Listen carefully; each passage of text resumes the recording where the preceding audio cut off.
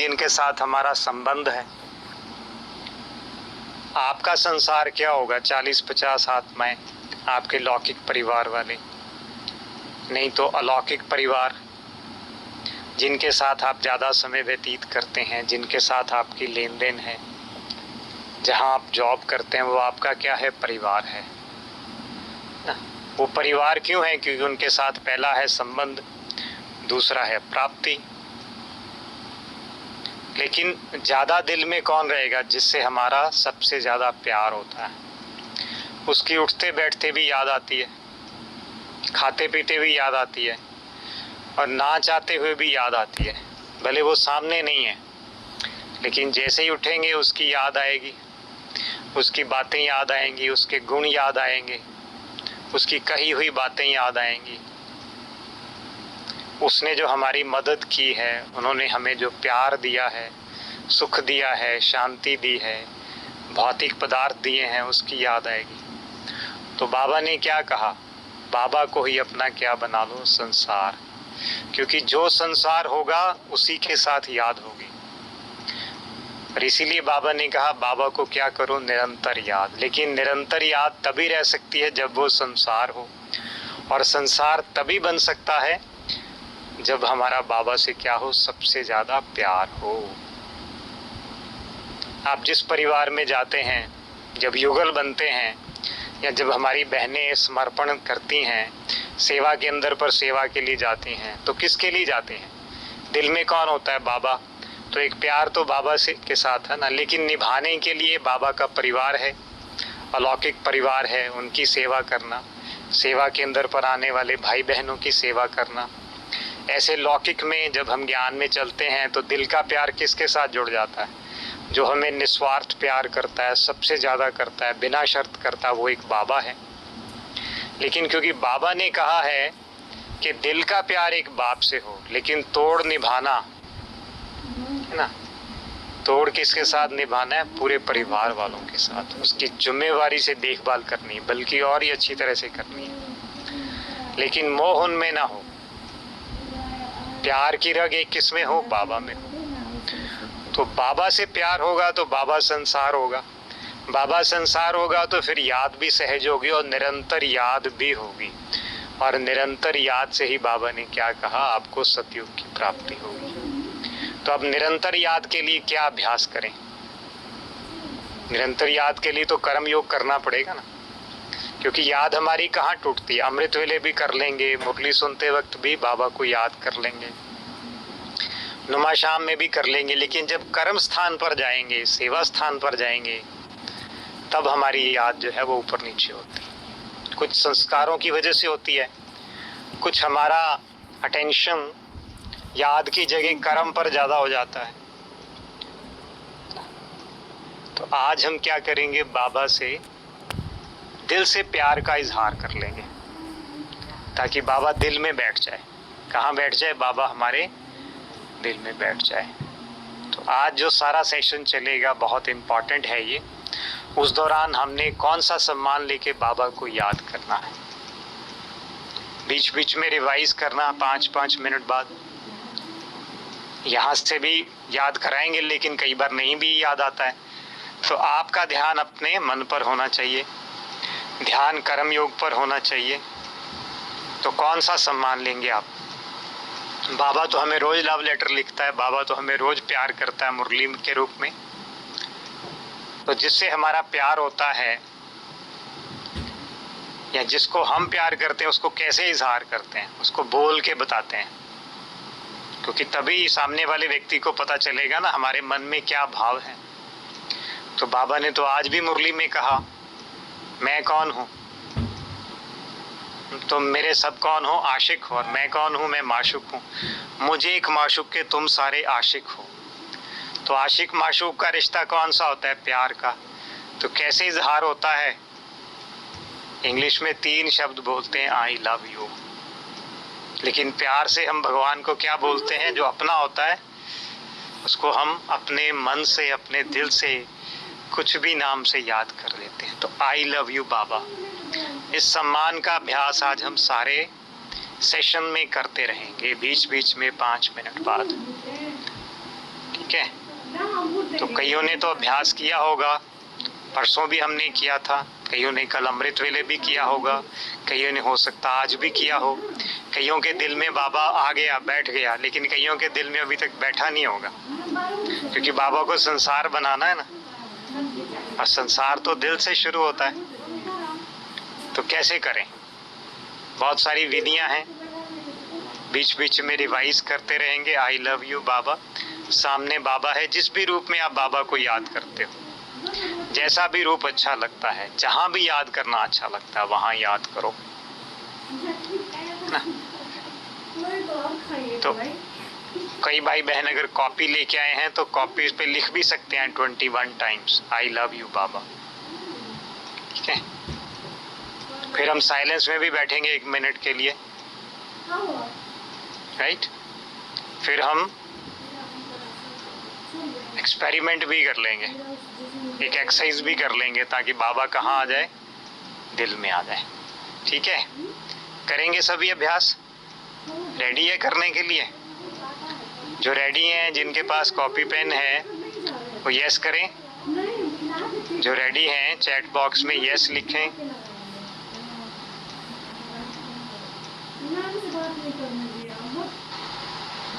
Very nice,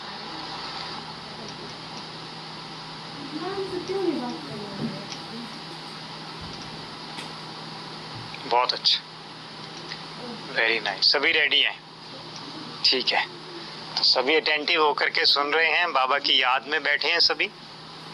चलो, very nice. सभी का बाबा को मैसेज पहुंच गया है। ये कौन देख रहा है? बाबा देख रहा है, क्योंकि आप किसके लिए लिख रहे हो? बाबा के लिए लिख रहे हो। तो बाबा तक आपकी दिल की पुकार पहुंच गई, आपके दिल की याद पहुंच गई। तो अभी हम क्या करेंगे, पहले लिख लेंगे कॉपी पेन पे। जिनके पास कॉपी पेन है वो 21 बार लिख लो आई लव यू बाबा। साइलेंस म्यूजिक चलेगा, अभी आप लिख लो 21 टाइम्स। आपके पास 3 मिनट में लिखा जाएगा आई लव यू बाबा, लिख लीजिए।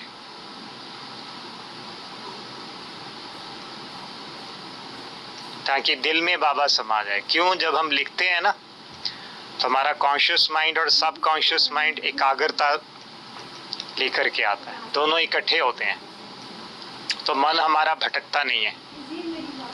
इसलिए कहा जाता है कि लिख लो। जो चीज़ लिखी जाती है वो हमारे लॉन्ग टर्म मेमोरी में जाने के बहुत ज़्यादा चांसेस हो जाते हैं। इसलिए सब लोग याद करते हैं, याद करने के बाद लिखते हैं। तो इसलिए लिख लीजिए 21 टाइम्स आई लव यू बाबा। जिसको लिखना नहीं अच्छा लगता, पिक्चर बना लो कि बाबा को कैसे प्यार करते हो, किस रूप में करते हो, किस संबंध में करते हो। 21 टाइम्स लिखेंगे सभी।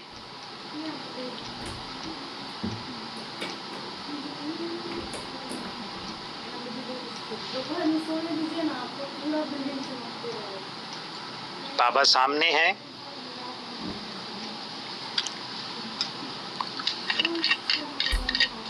हम यहाँ सोएंगे।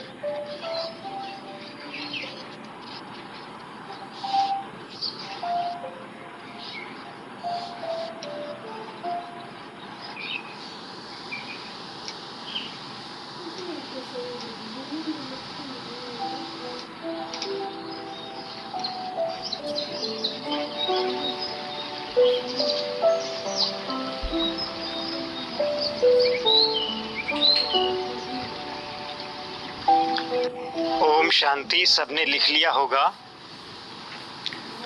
अभी हम एक एक्सरसाइज कर लेंगे। बाबा को बोलेंगे आई लव यू बाबा, और बाबा का आह्वान करके कि आओ बाबा मेरे दिल में समा जाओ। ठीक है, जहाँ जहाँ बैठे हैं सभी अपना वीडियो ऑन कर लीजिए। अगर आपने फॉर्मल ड्रेस पहनी हुई है तो वीडियो ऑन कर सकते हैं, ताकि सबको पता लगे कि आप अभ्यास कर रहे हैं। ठीक है, तो बाबा का आह्वान करेंगे, हाथों को ऐसे करके बोलेंगे आई लव यू बाबा, और फिर बाबा को बोलेंगे बाबा आओ, सामने बाबा है, बाबा आओ मेरे दिल में समा जाओ। ठीक है, हम 5 बार इसका अभ्यास कर लेंगे, साथ में बोलेंगे सभी आई लव यू बाबा। सभी अपना वीडियो ऑन करें। आई लव यू बाबा, आओ बाबा मेरे दिल में समा जाओ। फील करें बाबा दिल में है। फिर बोलेंगे आई लव यू बाबा, आओ मेरे दिल में समा जाओ। आई लव यू बाबा, आओ मेरे दिल में समा जाओ। महसूस करें बाबा को दिल में, बाबा के प्यार का अनुभव दिल में हो रहा है, दिल को ठंडक महसूस हो रही है।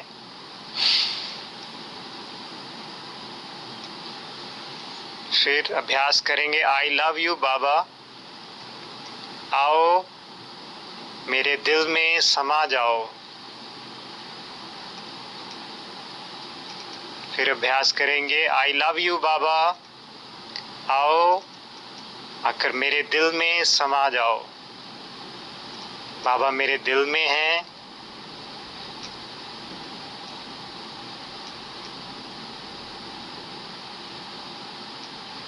आई लव यू बाबा, आओ मेरे दिल में समा जाओ। आई लव यू बाबा, आओ आकर मेरे दिल में समा जाओ। फील करें बाबा दिल में, बाबा के प्यार का अनुभव हो रहा है। दिल ठंडी ठार, जिसको बाबा मुरली में कहता है, दिल ठंडी ठार हो जानी चाहिए।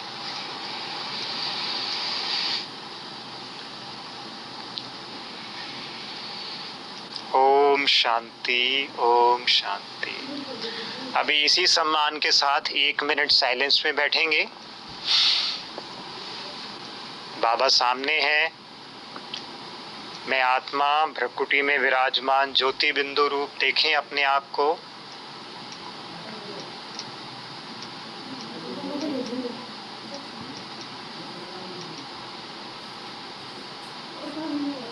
जिससे हमारा प्यार होता है तो चेहरे से नेचुरल क्या निकलती है? खुशी की तरंगे निकलती हैं, चेहरे पे स्माइल आ जाती है। 1 मिनट इसी सम्मान में आई लव यू बाबा। बाबा सामने हैं, बाबा को देखें।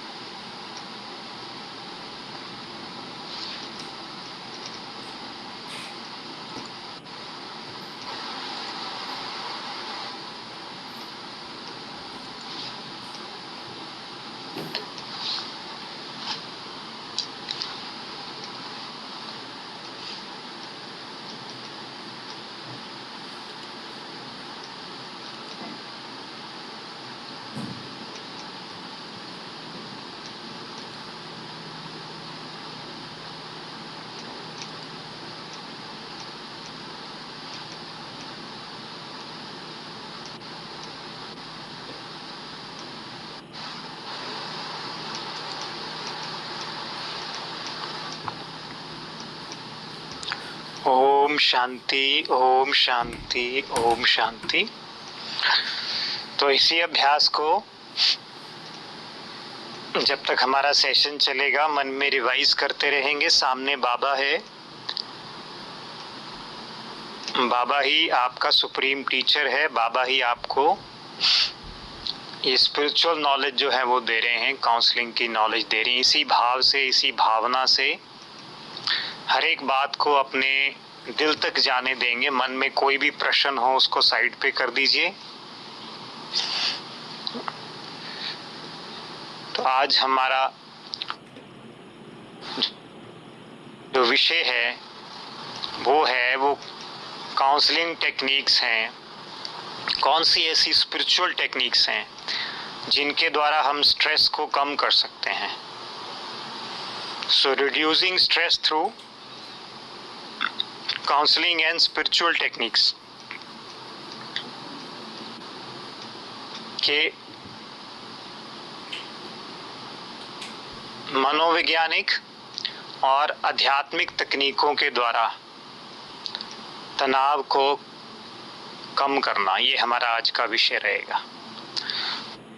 तो सबसे पहले तो हम ये समझते हैं, क्योंकि जो टॉपिक है इसमें एक शब्द आता है तनाव।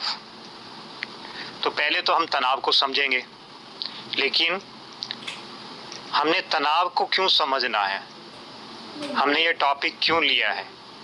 पहले तो ये प्रश्न आता है मन में कि हमने ये टॉपिक ही क्यों चूज किया और तनाव के बारे में ही हमने क्यों बात करनी है। क्योंकि मेडिकल साइंसेस में आजकल जो 21st सेंचुरी के डॉक्टर्स हैं वो ये कहते हैं कि किसी भी मनुष्य को जो बीमारी होती है, चाहे वो मानसिक है, चाहे वो तन की बीमारी है, चाहे वो मन की बीमारी है, तो 99% डिजीज आर साइकोसोमैटिक डिजीजेस। पुराने ज़माने में 20th सेंचुरी में लोग कहते थे 80% डिजीज आर साइकोसोमैटिक डिजीजेस, कि 80% बीमारियां मनोवैज्ञानिक हैं। अभी 21वीं सदी में कहना शुरू कर दिया कि 99%, लेकिन 90th सेंचुरी में या उससे पहले ये धारणा नहीं थी। साइंटिस्ट के पास ये प्रूव नहीं थे कि ये बीमारियां मनोवैज्ञानिक भी हो सकती हैं।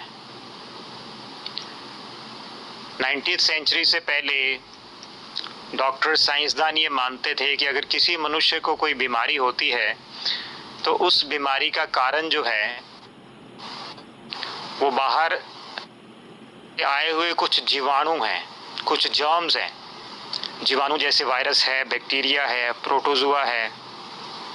बाहर से कोई चीज़ शरीर में प्रवेश कर गई, किसी जीवाणु ने प्रवेश कर दिया, वो जीवाणु हमारे शरीर में जाकर के बढ़ता है और जैसे जैसे बढ़ता है उसकी मात्रा शरीर में बढ़ती जाती है, तो धीरे धीरे उसके सिम्टम्स अपीयर होने शुरू हो जाते हैं, जिसके कारण बीमारी होती है।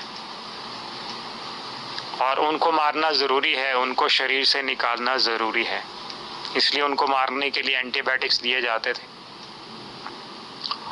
लेकिन उसके बाद धीरे धीरे एक साइंटिस्ट हुए जिसका नाम था सीले। उसने चूहों के ऊपर प्रयोग किया, क्योंकि मोस्टली जो मेडिकल रिसर्च होती है ज़्यादातर चूहों पे होती है। जो नई दवाइयाँ भी चूहों पे एक्सपेरिमेंट करते हैं, मनुष्य में बाद में करते हैं। तो उसने चूहों पे एक्सपेरिमेंट किया। उसने क्या किया, चूहों को थोड़ा तनाव देना शुरू किया। तनाव कैसे देते थे, उनको भूखा रखते थे या उनको थोड़ा सा हल्का सा इलेक्ट्रिक करंट दिया जाता था। तो उसने देखा चूहों में उनका जो स्ट्रेस हार्मोन है, कॉर्टिसोल है, एक हार्मोन था जिसका लेवल बढ़ जाता था। और उसने देखा कि उनमें किडनी की प्रॉब्लम आनी शुरू हो गई और उनको कोई इन्फेक्शन नहीं था।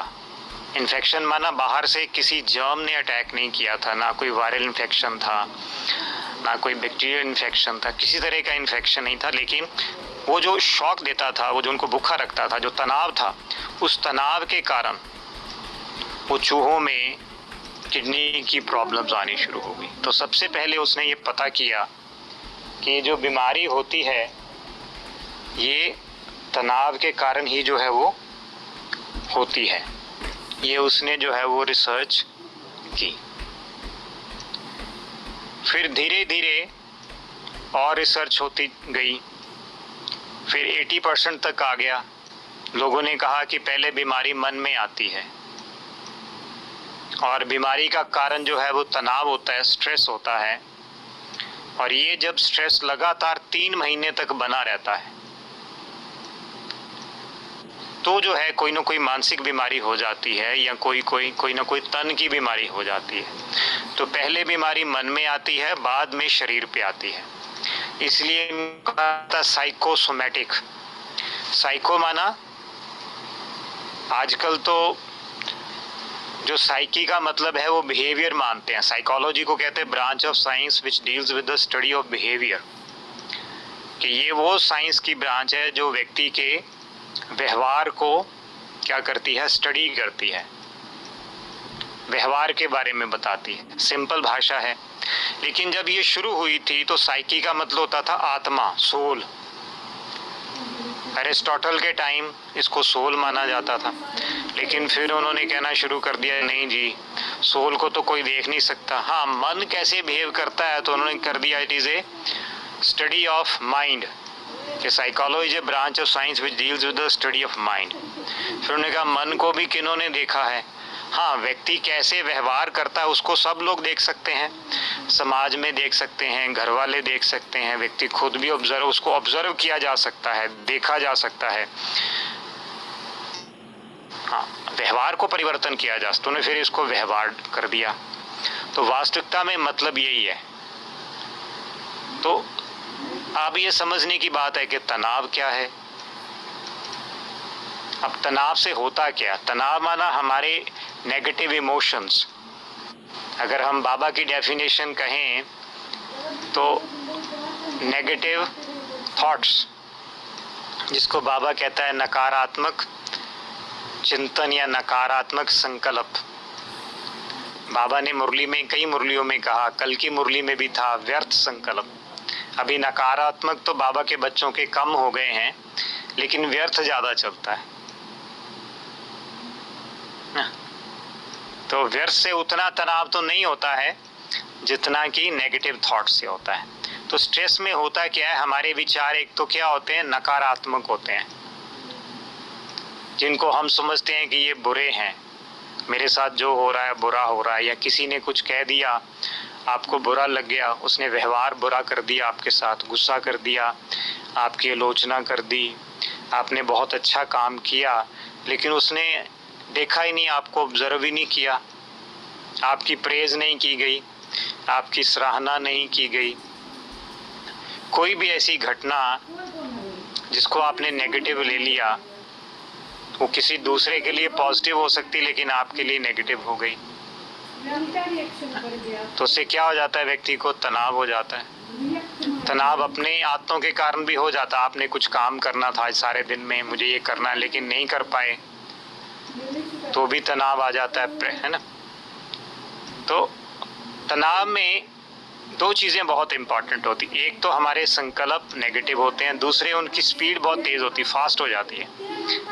आपने ऑब्जर्व किया होगा जब भी आप स्ट्रेस में होते हैं तो स्पीड ऑफ थॉट्स बढ़ जाती है। साइंस में इसको कैसे परिभाषित करते हैं, एक्चुअल डेफिनेशन क्या है?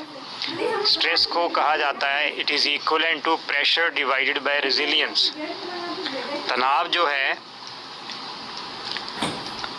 उसका कारण ये है, प्रेशर होता है हमारे ऊपर, टाइम प्रेशर होता है, टाइम पे हमने काम करना है, इतना काम करना है। जॉब में हैं, बिजनेस में हैं, सेवा के अंदर पर हैं, कई बार सेवाएं बहुत ज़्यादा होती हैं, फंक्शंस हम बहुत ज़्यादा कर लेते हैं ना। तो प्रेशर, एक्सटर्नल प्रेशर भी हो सकता है, इंटरनल भी हो सकता है। इंटरनल अपने संस्कारों के कारण हो सकता है, अपनी आदतों के कारण हो सकता है। बाबा ने हमें मुरली में कुछ कहा है कि नहीं करना है, लेकिन पुरानी आते हैं, पुराने संस्कार है, हम कर लेते हैं, तो भी हमारा इंटरनल प्रेशर डेवलप हो जाता है। किसी ने हमको गुस्सा कर दिया, किसी ने हमको कुछ कह दिया, बाहर से प्रेशर हो गया, मटेरियलिस्टिक गुड्स का प्रेशर आ जाता है। आजकल व्यक्ति की जो ज़रूरतें बहुत ज़्यादा बढ़ गई हैं, है ना, भौतिक पदार्थों का प्रेशर हो सकता है, मटेरियलिस्ट गुड का प्रेशर हो सकता है, परफॉर्मेंस का प्रेशर हो सकता है।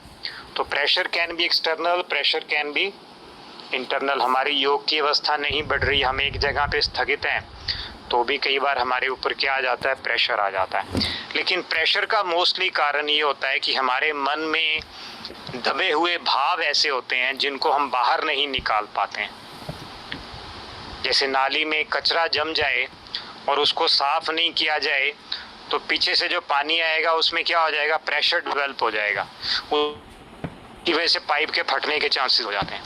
या कहें कि प्रेशर कुकर जब उसकी हम विसल ऑन नहीं करते हैं या विसल उसकी नेचुरल ऑन नहीं होती है तो उसमें इतनी स्टीम जमा हो जाती है कि प्रेशर जो है, प्रेशर कुकर फट भी सकता है ना। तो तनाव माना हमारा प्रेशर हमारे नेगेटिव भाव, नेगेटिव थॉट्स के कारण होता है, नेगेटिव इमोशंस, है ना, ईर्ष्या है, जेलसी है, गुस्सा है, क्रोध है, बदला लेने की भावना है, दूसरों को क्रिटिसाइज कर रहे हैं, यू फील डिसरिस्पेक्टेड, आपको ऐसा अनुभव हो रहा है कि मेरी इज्जत नहीं की गई या मेरी कोई वैल्यू ही नहीं है, मेरे को कोई पूछता ही नहीं है। फिर रेजिलियंस माना ये आपकी शक्ति है। इसको वैसे सहनशीलता लिखा गया है, लेकिन रेजिलियंस शब्द केवल सहनशीलता का इसका मतलब नहीं, इसका मतलब आपकी शक्ति कितनी है उस प्रेशर को सहन करने की।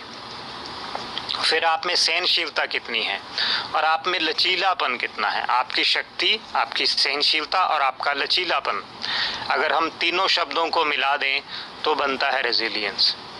तो तनाव कब बढ़ेगा, जब प्रेशर ज़्यादा होगा और रेजिलियंस कम होगी, हमारी शक्ति कम है ना, या हमें लचीलापन कम है, हमारा जो सरल भाव है, सरल भाव नहीं है हमारा, क्या हम बहुत हठी नेचर के हैं, ये है तो यही होना चाहिए, हम अड़े हुए हैं, है ना, अपने संस्कारों के ऊपर या अपने संकल्पों को लेकर या अपने बिलीफ सिस्टम्स को लेकर के, राइट।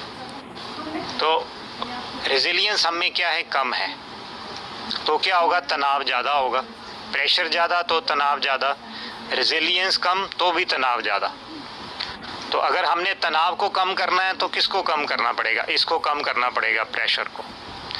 या तो प्रेशर को कम कर दें या रेजिलियंस को बढ़ा दें, दोनों काम हो सकते हैं। जो मैथ्स स्टडी करते हैं अच्छी, तो उनको पता है, उनके लिए इजीली अंडरस्टैंड करना है, लेकिन जिनको मैथ्स नहीं आता है उनके लिए थोड़ी मुश्किल होगी। तो तनाव कम करने के कौन से तरीके हैं, प्रेशर को क्या करना है, हमको कम कर देना है और सहनशीलता को बढ़ा देना है। अब तनाव बीमारी कैसे पैदा करता है, साइंटिफिक रीज़न क्या है। हम कहते हैं तनाव से बीमारी होगी, क्यों हो गई। जैसे कल हमने कहा था कि काउंसलिंग जो है वो व्यक्ति के मन की अवस्था को ठीक करती है, लेकिन क्यों करती है, कल हमने साइंटिफिक रीज़न जाना। अब तनाव व्यक्ति में बीमारियां क्यों पैदा करता है, what is the cause. Cause ये है कि हमारे शरीर में बीमारियों से लड़ने की शक्ति होती है, जिसको हम कहते हैं शरीर की प्रतिरोधक शक्ति या immunity system of the body या immunity power of the body. ये शरीर की फौज होती है जो कि बीमारियों से लड़ती है। मान ली बाहर से जीवाणु आ गए तो ये फौज क्या करेगी, उन जीवाणुओं को मार देगी। या बाहर से तनाव आ गया तो ये क्या करेगा, टैकल कर देगा, उसको ख़त्म कर देगा तनाव को। लेकिन जब हम तनाव में होते हैं तो क्या होता है, हमारी रेजिलियंस पावर कम हो जाती है, प्रेशर ज़्यादा होता है, उसकी वजह से बॉडी की इम्यूनिटी वीक हो जाती है। इम्यूनिटी माना बीमारियों से लड़ने की शक्ति कम हो जाती है। हमारी ताकत जो है बीमारियों से लड़ने की कम हो जाती है, हम कमज़ोर हो जाते हैं। जैसे आपने देखा होगा कोरोना काल में बहुत सारे भाई बहनों का कोरोना पॉजिटिव टेस्ट पॉजिटिव आया था, उनके ब्लड में कोरोना वायरस पाया गया, लेकिन कईयों को बीमारी बहुत ज़्यादा हुई, उनमें सिम्टम्स बहुत ज़्यादा अपीयर हुए, कई एसिम्प्टोमेटिक थे, उनका टेस्ट तो पॉजिटिव आया लेकिन सिम्टम ही कोई नहीं, कोई फीवर नहीं, कोई खांसी नहीं, कोई कुछ नहीं था। तो कईयों में बीमारी के सिम्टम बहुत ज़्यादा थे, कईयों में कम थे। कारण क्या, एक बहुत बड़ा कारण था कि जो तनाव में रहे लोग जिनको ये चिंता होगी, परेशानी होगी कि मेरे को ये बीमारी होगी, अब क्या होगा, मैं बचूंगा या नहीं बचूंगा, डर आ गया, ये तो बहुत बड़ी बीमारी है। और उनका लाइफस्टाइल अच्छा नहीं था, घर में रहते थे लेकिन केवल सेंटर पे जाके योग करते थे, घर में योग नहीं करते थे, केवल सेवा केंद्र पर जाकर ही मुरली सुनते थे, घर में नहीं सुनते थे। जिन्होंने बाबा के लाइफस्टाइल को घर में अपना करके रखा, पॉजिटिव लाइफस्टाइल रखा, अपनी डाइट को अच्छा रखा, वॉक भी करते रहे, एक्सरसाइज करते रहे, सनलाइट में रहे, और उन्होंने तनाव को दूर रखा, उनको भले कोरोना पॉजिटिव भी आया लेकिन वो लोग बच गए, उनको कोई खास सिम्टम नहीं आए, अगर आए भी तो वो जल्दी ठीक हो गए, हील हो गए। और उनको फिर उसके साइड इफ़ेक्ट्स भी क्या कम हुए। क्या कारण था? क्योंकि तनाव कम था, इसलिए शरीर ने कोरोना बीमारी को जल्दी ठीक कर दिया, या होने ही नहीं दिया, या जल्दी ठीक जो है। एक एग्जाम्पल है, और ये हर बीमारी में ऐसा ही होता है। घर में मान लीजिए 3 लोग हैं, तीनों को वायरस ने अटैक किया, लेकिन एक को बीमारी होगी, 2 को नहीं होगी। क्यों? तीनों की नेचर अलग अलग है। एक व्यक्ति जल्दी घबरा जाता है, दूसरा जल्दी घबराता नहीं, तो नेचर के कारण भी ऐसा होता है। ठीक है, अब आज हम समझेंगे कि हम प्रेशर को कैसे कम करें। एक विधि प्रेशर को कम करने की क्या है, क्योंकि प्रेशर कैसे बढ़ता है? जब हमारे मन में कुछ भाव ऐसे हैं जो नेगेटिव हैं, कुछ भावनाएं ऐसी हैं, कुछ संकल्प ऐसे हैं, कोई घटनाएं ऐसी हैं, वो हमारे मन में दबी रह गई। चाहे बचपन में हुआ हमारे साथ कुछ ऐसा है, या आज से 4 साल पहले हुआ, या आज से 5 दिन पहले हुआ, या 1 दिन पहले हुआ, या आज ही पहले हुआ, उसको जब हम बाहर नहीं निकालते हैं, जैसे नाली में कचरा फंस गया तो उसको साफ करना ज़रूरी है, प्रेशर कुकर की विसल को ऊपर उठाना ज़रूरी है ताकि अंदर का प्रेशर, स्टीम बाहर निकल जाए। तो इस प्रेशर को बाहर निकालने की एक विधि है जिसको हम बोलते हैं इमोशनल कैथारसिस। इसको हम क्या बोलते हैं? Emotional catharsis. तो इसके बारे में आज हम बात करेंगे। इमोशनल कैथारसिस का इसको हिंदी में बोलते हैं भावनात्मक विरेचन। तो करने से पहले चलिए 1 मिनट हम बाबा की याद में बैठ जाएंगे, साइलेंस में सम्मान ले लेंगे। जिस सम्मान को लेकर के आज हम बैठे थे उसका चिंतन करेंगे 1 मिनट साइलेंस में।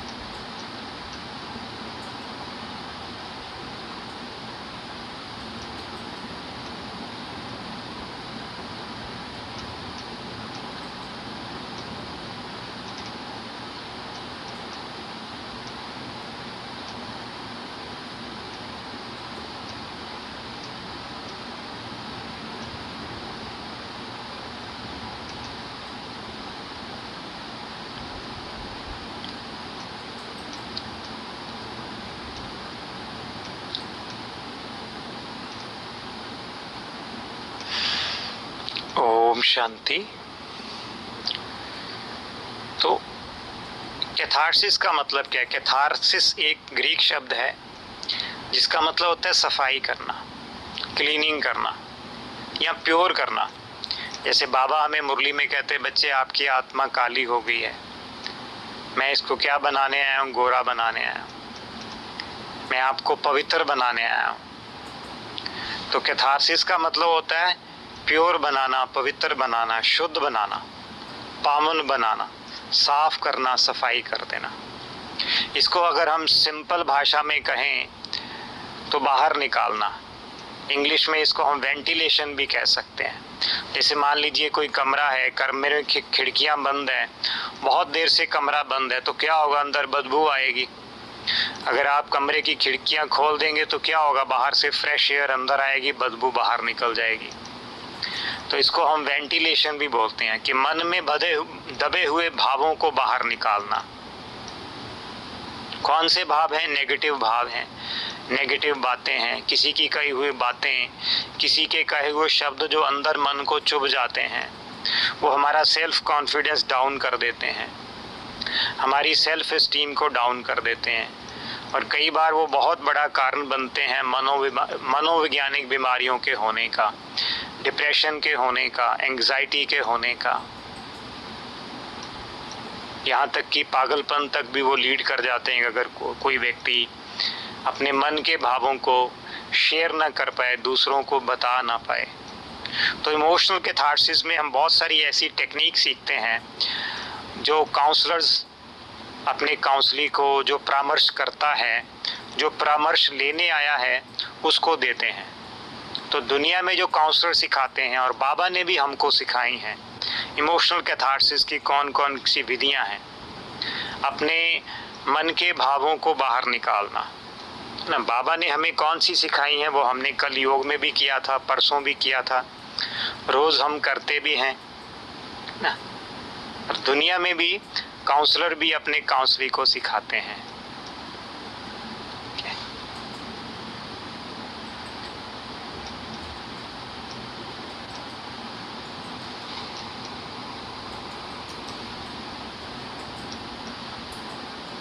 और अगर तनाव 3 महीने तक रहता है, तनाव अगर पास्ट के कारण है तो वो डिप्रेशन है, और अगर तनाव फ्यूचर के कारण है तो उसको हम एंग्जाइटी कहते हैं।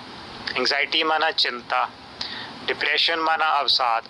अवसाद वाले व्यक्ति को ये महसूस होता है कि मेरी ज़िंदगी में कुछ भी अच्छा नहीं हुआ, मेरा जो जीवन व्यतीत हुआ वो बुरा था, तो वो डिप्रेशन में आ जाता है। वो भी एक तरह का तनाव ही है, नेगेटिव थॉट्स हैं। लेकिन अगर नेगेटिव थॉट्स फ्यूचर को लेकर के है तो एंग्जाइटी है कि आगे क्या होगा, क्यों होगा, कैसे होगा। उसके बहुत सारे कारण हो सकते हैं, उसमें हम बाद में आएंगे।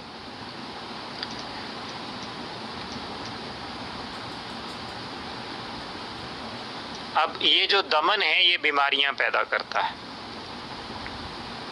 मन की बातों को हम किसी को बताते नहीं,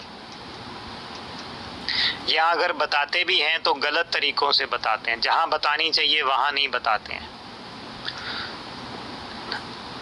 तो वास्तविकता में अगर हमने अपनी मन की बात को बताना है तो उसको हमने बड़ी सरलता से और सकारात्मक विधि से, शांति से, प्यार से बताना है। उसको हम कहते हैं positive way of emotional catharsis. लेकिन दुनिया में पॉजिटिव वे बहुत कम लोग जानते हैं, बहुत कम लोग करते हैं। लेकिन ज़्यादातर लोग, वो जो अंदर प्रेशर डेवलप हो जाता है ना, रोज के संस्कारों के टकराव के कारण, स्वभाव के कम कारण, हमारी इच्छाओं के कारण, या मटेरियलिस्टिक प्रेशर्स के कारण, वो जो अंदर एक दबाव पैदा हो जाता है, उसको रोज़ हम बाहर निकालते हैं। हम सब निकालते हैं। हम सब कैसे निकालते हैं उसकी अलग अलग विधियाँ हैं। मान लीजिए किसी ने किसी को कुछ कह दिया, ऑफिस में कोई बड़ा व्यक्ति है जो मैनेजर है, आप उसके नीचे काम करते हैं, या कोई लीडर है, हेड ऑफ द डिपार्टमेंट है, कोई भी जो आपके ऊपर आपको सुपरवाइज कर रहे हैं, आपके बड़े हैं। अगर मान लीजिए कोई आपके ऊपर गुस्सा करता है तो क्या होगा, आप उसको तो कुछ बोल नहीं सकते सामने से, क्योंकि वो आपके बॉस हैं या बड़े हैं या व्हाटएवर, मगर बिजनेस में हैं, जॉब में हैं, घर में हैं। भारत में क्या कल्चर है कि अगर परिवार में हैं तो जो भाई हैं उनको ज़्यादा पावर होती है, बहनों को कम होती है। युगल अगर भाई है, पति है, तो वो कुछ बोलेगा तो पत्नी आगे से कम बोलती है। वो पत्नी पे निकालेंगे, पत्नी फिर आगे किस पे निकालेंगे, गुस्सा बच्चों पर। ऐसे बॉस अपने एम्प्लॉय पे निकालते हैं, एम्प्लॉय घर आके पत्नी पे निकालते हैं, वो बच्चों पे निकालते हैं। तो ये वो क्या कर रहे हैं, इमोशनल कैथार्सिस कर रहे हैं कि मन में उनके जो प्रेशर डेवलप हो रहा है वो प्रेशर जहाँ निकालना चाहिए, जहाँ बताना चाहिए, पॉजिटिव वे से बताना चाहिए, वो नहीं बन रहा है। किसी ने आपको गुस्सा कर दिया, आपके मन में बुरी भावना आ गई, नेगेटिव थॉट्स आ गए, मन ही मन में नेगेटिव थॉट्स चल रहे हैं, वो अंदर प्रेशर डेवलप कर रहा है। आप क्या करते हो? उसको निकालते हो। अब हर एक व्यक्ति के उसको निकालने का तरीका अलग अलग है। कोई दूसरे के ऊपर गुस्सा करेगा, अगर वो गुस्सा नहीं कर सकता, उसके पास शक्ति नहीं है, तो वो क्या करेगा? कोई चीज़ें तोड़ेगा। आपने देखा होगा कई लोग चीज़ें तोड़नी शुरू कर देते हैं, है ना? तो ऐसे भी करते हैं। कई लोग क्या करेंगे? उसको क्रिटिसाइज़ करेंगे, उसकी बुराई करेंगे। उस व्यक्ति के सामने नहीं करेंगे उसकी, लेकिन अपनी दोस्त के साथ जाकर करेंगे, किसी और को बता करके करेंगे। या कई लोग बिल्कुल चुप ही हो जाते हैं, अपने आप को विड्रॉ ही कर लेते हैं। वो कहते हैं हमने काम करना ही नहीं, रूठ ही जाते हैं। 2 दिन नौकरी पे नहीं जाएंगे, 2 दिन बिजनेस पे नहीं जाएंगे, 2 दिन काम ही नहीं करेंगे। जिसको बाबा कई बार कहते हैं कि बच्चे नाराज़ हो जाते हैं और बाबा को ही छोड़ देते हैं, बाबा की मुरली सुनना ही क्या करते हैं, छोड़ देते हैं। क्योंकि वो नाराज़गी है, वो भी क्या है? अंदर कुछ ना कुछ सप्रेस किया हुआ है, अंदर कोई ना कोई नेगेटिव भाव है। उसको वो क्या करना चाहते हैं? इमोशनल कैथार्सिस करना चाहते हैं, लेकिन हर एक की विधि अलग अलग है, हर एक का संस्कार अलग अलग है। कोई जेलसी करता है, जेलसी के कारण कोई दूसरे को नीचे गिराता है। उसको सामने सामने नहीं गिराएगा, लेकिन उसके पीछे से उसकी क्या करेंगे? वो उसकी बुराई करेंगे, उसकी मदद नहीं करेंगे, या दूसरों को बोल करके उनकी क्या कर देंगे? कोई ना कोई शिकायत कर देंगे। वो जेलसी करते हैं कि इस व्यक्ति ने मेरी बेइज्जती कर दी, मेरा रिस्पेक्ट नहीं दिया, मेरे को रिगार्ड नहीं किया, मेरी प्रेज़ नहीं की, जो मैं डिज़र्व करता था मेरे को वो मिला नहीं। तो ऐसे अलग अलग आदतों के द्वारा वो लोग करते हैं। जैसे किसी को क्रिटिसाइज़ भी करते हैं, बदला भी लेते हैं, अंदर ही अंदर जलते रहते हैं, शत्रुता है। ये सारी विधियां कौन सी हैं? ये इमोशनल कैथार्सिस करने की, अपने प्रेशर को बाहर निकालने की विधियां हैं। अगर लोग कोई बुरी आदतें भी पड़ जाती, मान लीजिए कुछ एडिक्शन हो जाती, कई लोग स्मोकिंग करते हैं, तो उनको पता है कि स्मोकिंग शरीर के लिए नुकसानदायक है, लेकिन मन में जो गम है या दुख है, क्योंकि वो जो एक अंदर दबा हुए भाव हैं, उनको कैसे बाहर निकालें? वो सिगरेट पी के धुएं के द्वारा बाहर निकालते हैं। उनको फील होता है कि मन को थोड़ा सा एहसास हो रहा है। शुरू में होता है, लेकिन बाद में फिर शरीर पे नुकसान होता है। ऐसे ड्रिंकिंग भी लोग इसीलिए करते हैं।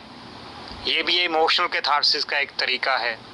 फिर आजकल लोगों के हाथों में मोबाइल हैं और कुछ नहीं, तो अपने ध्यान को डाइवर्ट करने के लिए, मन में जो प्रेशर डेवलप हो रहा है, उस प्रेशर को दूर करने के लिए इमीडिएटली मोबाइल को यूज़ करते हैं। मोबाइल पे कुछ ना कुछ देखते हैं तो ब्रेन में डोपामाइन रिलीज होता है इमीडिएटली। डोपामाइन उनको खुशी देता है, वो थोड़ी देर के लिए देता है, लेकिन फिर वो लगातार उसका टाइम बढ़ता जाता है। जैसे पहले कोई ड्रिंक करेगा तो उसको अच्छा लगेगा, फिर ज़्यादा ड्रिंक, फिर और ज़्यादा ड्रिंक, फिर और ज़्यादा ड्रिंक, जब तक कि उसके मन में जो गम है, जो दुख है, जो तकलीफ़ है, जो प्रेशर है, वो बाहर नहीं निकल जाता, तब तक वो ड्रिंकिंग नहीं छोड़ेगा, तब तक वो स्मोकिंग नहीं छोड़ेगा, तब तक वो मोबाइल का एडिक्शन नहीं छोड़ेगा, तब तक वो गुस्सा करना नहीं छोड़ेगा, दूसरों की बुराई करना नहीं छोड़ेगा। तो ये सारी विधियां जो हैं, जो बुरे संस्कार हैं, नेगेटिव संस्कार हैं, these are negative ways of expressing, removing the pressure। हमारे अंदर जो प्रेशर डेवलप हो गया है उसको दूर करने की विधियां हैं। ये शुरू में हमें अच्छी लगती हैं, शुरू में अच्छी लगती हैं। आप किसी की बुराई करेंगे, आपको लगेगा अच्छा लग रहा है, फिर 1 बार करेंगे, 2 बार करेंगे, 9 बार करेंगे, तो आदत बन जाती है। ये आदत फिर नुकसान करती है, क्योंकि गुस्सा करना पहले तो आपको अच्छा लगेगा, अगर उसने किसी, आपने भी उसके ऊपर कर दिया, एक पे ऊपर कर दिया, फिर दूसरे ऊपर भी किया, तीसरे पे किया, आपकी आदत बन गई गुस्सा करने की। अब आप गुस्सा से ही काम करवाते हो, लेकिन गुस्सा आपको नुकसान कर रहा है। कैसे नुकसान कर रहा है? बॉडी के ऊपर ये रॉन्ग इफेक्ट डाल रहा है। आपका एमिगडाला एक्टिवेट हो जाता है, आपका फाइट और फ्लाइट रिस्पॉन्स एक्टिवेट हो जाएगा, आपको नहीं पता चल रहा। लेकिन अंदर आपका ग्लूकोज लेवल बढ़ जाएगा, आपका ब्लड प्रेशर लेवल बढ़ जाएगा, आपकी बॉडी का मेटाबॉलिज्म बढ़ जाएगा, बॉडी में फ्री रेडिकल्स बढ़ जाएंगे, आपके शरीर के अंगों को खून कम जाएगा, आपकी जो आर्टरीज हैं वो सिकुड़ी हुई रहेंगी। जैसे हमने कल बात की थी ना साइंटिफिक क्या है, तो साइंस ने सारा प्रूव किया है जो नेगेटिव संस्कार हैं they are unhealthy for us. लेकिन वो हमें धीरे धीरे पता लगता है, जैसे धीमा जहर होता है ना, जैसे लोग कहते हैं सिगरेट जो पीते हैं वो कहते हैं हमें थोड़ी प्रॉब्लम कर रही है, लेकिन सिगरेट का इफेक्ट तो 10 साल बाद पता चलेगा ना। शराब उसी वक्त थोड़ा इफेक्ट करती है, 10 साल बाद पता चलेगा। मोबाइल एडिक्शन, आजकल लोगों को ब्रेन में प्रॉब्लम आ रही है ना, उनको कई तरह की बीमारियां होती हैं, आईसाइट उनकी वीक होती जा रही है, लोग डिप्रेशन में जाते जा रहे हैं, उनकी कंसंट्रेशन पावर कम होती जा रही है, का टाइम स्पैन उनका कम होता जा रहा है। ये सारे इसके साइड इफ़ेक्ट्स हैं। तो ये जितने भी नेगेटिव वेज हैं, these are the ways of expressing, आपके मन के अंदर जो दबे हुए भाव हैं उनको एक्सप्रेस करने के तरीके हैं। लेकिन काउंसलर्स क्या बताते हैं, नेगेटिव तरीकों को नहीं अपनाओ, पॉजिटिविटी को अपनाओ। दुनिया में क्या बताया जाता है और बाबा ने हमको क्या बताया, आज हम उन दोनों विधियों की बात करेंगे।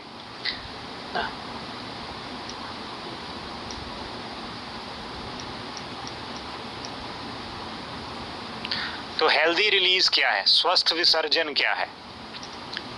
भावनात्मक विसर्जन करना है, एक है पॉजिटिव विसर्जन सकारात्मक, एक है नकारात्मक। हमने नकारात्मक विसर्जन की अभी तक बात की है, लेकिन अब है सकारात्मक विसर्जन। हेल्दी रिलीज क्या है, पॉजिटिव वेंटिलेशन क्या है ना, पॉजिटिव इमोशनल कैथार्सिस क्या है। तो जो मनोवैज्ञानिक हैं, जो साइकोलॉजिस्ट हैं, जो काउंसलर्स हैं, वो क्या बताते हैं कैसे करो। उन्होंने हमें अलग अलग थेरेपीज दी हुई हैं। कौन कौन सी थेरेपी है, पहली है टॉक थेरेपी। ये टेक्निक्स इनको बोल दें या थेरेपीज इनको बोल दें, एक ही बात है, टॉक थेरेपी। अब टॉक थेरेपी क्या है, जो काउंसली है वो काउंसलर के पास जाता है और अपने मन की सारी बातों को बताता है, बचपन से लेके अब तक जो भी हुआ। अच्छा काउंसलर उससे सब कुछ पूछेगा।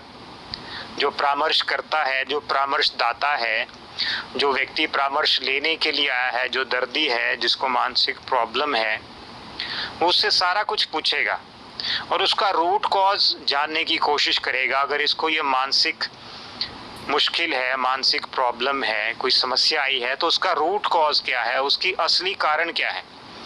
क्योंकि बहुत सारे लोगों को तनाव तो होता है या डिप्रेशन होता है, एंग्जाइटी होती है, लेकिन मान लीजिए 10 व्यक्ति हैं, 10 व्यक्तियों को डिप्रेशन है, लेकिन 10 के डिप्रेशन का कारण अलग अलग होगा।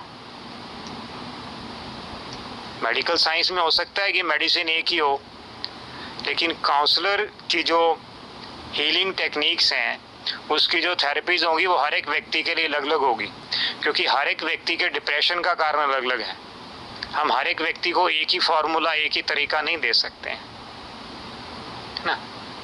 इसके बारे में हम बात करेंगे कि क्या कारण है डिप्रेशन का, अलग अलग व्यक्तियों में अलग अलग कारण हो, और उन कारणों को जान करके हमको क्या करना है, उसका निवारण करना है।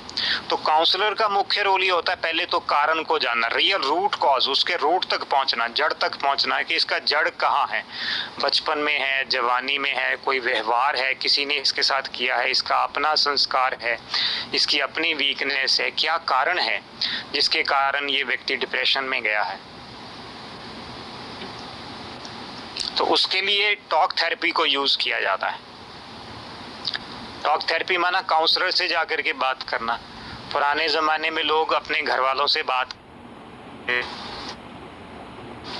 छोटे जैसे बेटी है तो अपनी से बात कर लेगी, अपनी माँ को। बच्चे अपने स्कूल से जब आते थे तो लेकिन बच्चे जैसे ही बड़े होते हैं वो फिर गलतियाँ वही करते हैं जो बचपन में करते थे, लेकिन माँ बाप अब डांटना शुरू कर देते हैं, अरे तुम तो बड़े हो गए हो, अभी भी गलती कर रहे हो। बाबा तो कहता है कि कर्मातीत तो आप बने नहीं हो, माया तो अंत तक भी आएगी। तो हम भी तो गलतियां करते हैं, लेकिन हम बच्चों की गलतियों को ध्यान से सुनते नहीं, माफ़ भी नहीं करते हैं। तो हमसे वो बात करना ही बंद कर देते हैं, फिर दोस्तों से बातें करते हैं। दोस्तों के साथ शेयर करते हैं। तो टॉक थेरेपी में क्या, जो आपके नीचे छोटे हैं, परिवार है, लौकिक परिवार है चाहे लौकिक परिवार है, उनको समय दें, उनकी बात को ध्यान से सुने। काउंसलर का रोल क्या, उनको क्रिटिसाइज नहीं करना, प्यार से उनकी बात को सुनना, रिस्पेक्ट देना, रिगार्ड देना, उसका कॉज समझकर फिर उसका सोल्यूशन देना। पहले तो खुद ही सोल्यूशन ढूंढे, क्योंकि बाबा ने हमें सारा ज्ञान दिया है, लेकिन उसके लिए उनको सहयोग चाहिए, मोटिवेशन चाहिए, कोई उनकी बाजू पकड़ने वाला चाहिए, कोई उनको हिम्मत देने वाला चाहिए। जैसे बाबा कहता है, बच्चे ने तुम्हारा हाथ पकड़ा हुआ है, तो भगवान हमारा स्पिरिचुअल काउंसलर है। अगर कोई नहीं है तो बाबा तो है ना। भले वो हमें इन 2 नैनों से नजर नहीं आता, लेकिन सूक्ष्म में तो बाबा कहते हैं ना, मैं सदा साथ हूँ। तो बाबा के साथ बातें करो, कोई नहीं मिलता तो बाबा के साथ बात, बाबा को मन की सब बात बताओ। हम योग में करते हैं ना, परसों में हमने किया था, दिल खोल ले, मन खोल ले बाबा से, वो हमारी किसी बात को किसी से शेयर नहीं करेगा। टॉक थेरेपी में बताते हैं, काउंसलर से बात करो, घर वालों से बात करो। विदेशों में लोग